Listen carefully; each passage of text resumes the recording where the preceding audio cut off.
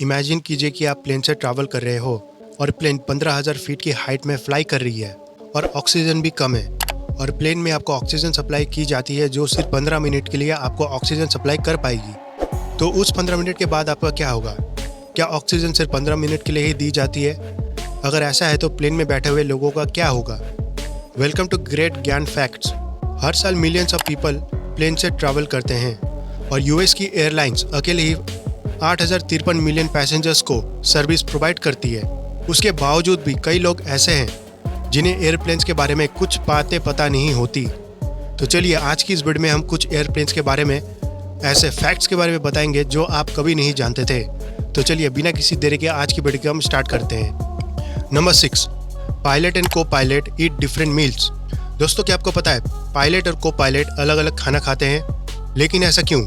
इसके पीछे कोई ऑफिशियल रूल तो नहीं है, पर पायलट और को पायलट के लिए अलग अलग खाना प्रिपेयर किया जाता है। ये इसलिए किया जाता है ताकि फूड पॉइजनिंग और दूसरे बीमारी होने के चांसेस कम हो। अगर दोनों पायलट में से कोई एक पायलट की तबीयत खराब हो जाए तो दूसरा पायलट प्लेन को उड़ा सके।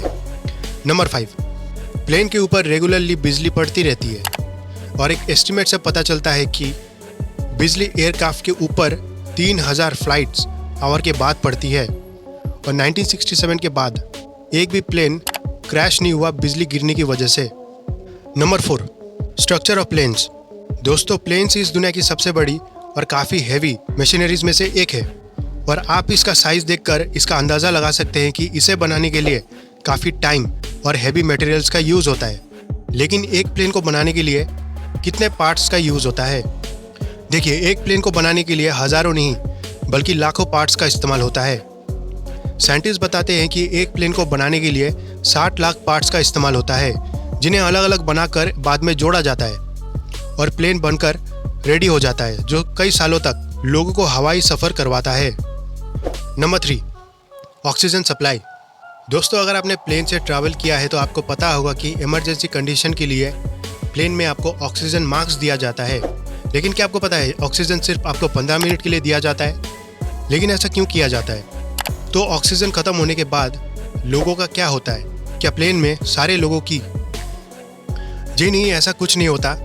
15 मिनट इनफ टाइम होता है किसी पायलट के लिए प्लेन को एक ऑल्टीट्यूड में लाने के लिए जहां पैसेंजर्स को सप्लीमेंट्री ऑक्सीजन देने की ज़रूरत नहीं होती।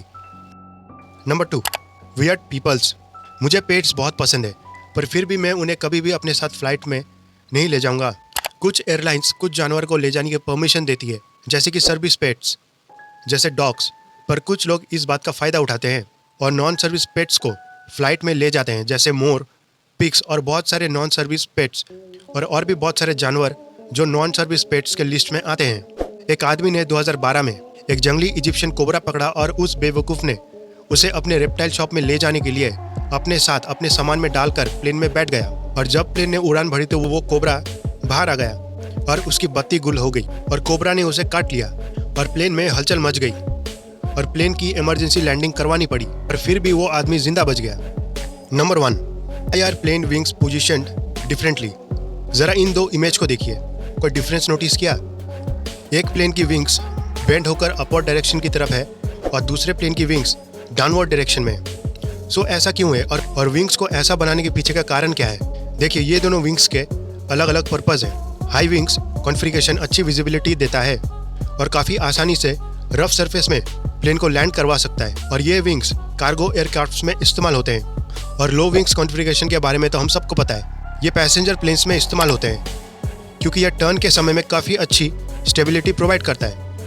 अगर आपको वीडियो अच्छी लगी हो तो वीडियो को लाइक करें और हमारे चैनल को सब्सक्राइब कीजिए। अगर इस वीडियो में अच्छी रिस्पांस मिली तो हम इसका पार्ट 2 भी लाएंगे। तो चलिए फिर मिलते हैं किसी और अगली वीडियो में।